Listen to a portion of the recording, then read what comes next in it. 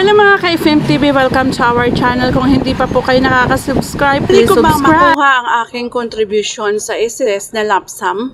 Ang semestre ng pagre-retiro ay makukuha ng panghabang buhay na buwanang pensyon, habang ang mga may mas mababa sa 120 buwanang contribution ay makakatanggap ng isang beses na lump sum na halaga.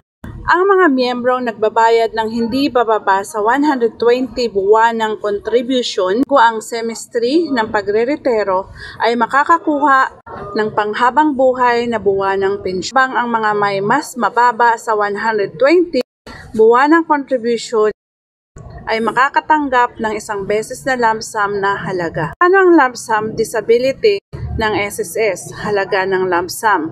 Para sa permanenteng kabuuang kapansanan, ang lump sum na benepisyo ay katumbas ng buwanang pensyon na may multiply sa halagang sa bilang ng mga buwanang contribution na binayaran sa SSS. Bago ang semestre ng contingency o 12 beses sa buwanang pensyon, aliman ang mas taas. Maaari ko bang bawiin ang aking contribution sa SSS pagkatapos ng 10 taon? Gayunpaman, kapag naging sakop ka ng SSS member, magiging miyembro ka habang buhay. Ang mga kontribusyon na iyong nire-remit ay magiging mga ipon para sa hinaharap na magsisilbing batayan para sa pagbibigay ng mga benepisyo sa Social Security sa panahon ng mga hindi inasahang pangyayari. Hindi maaaring bawiin ang mga membership at hindi maibabalik ang mga kontribusyon na binayaran. Gaano katagal bago makatanggap ng lump sum ang pension? Mga 4 hanggang 5 linggo.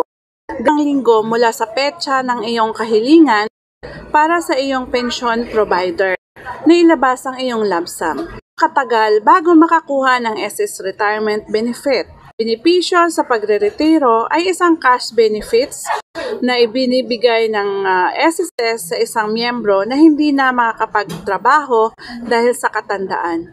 Ang mga miyembrong nagbayad ng hindi bababa sa 120 buwanang contribution ay makakatanggap ng panghabang buhay na buwanang pensyon, habang ang mga may mas mababa sa 120 buwanang contribution ay makakatanggap ng isang beses na lump sum na halaga.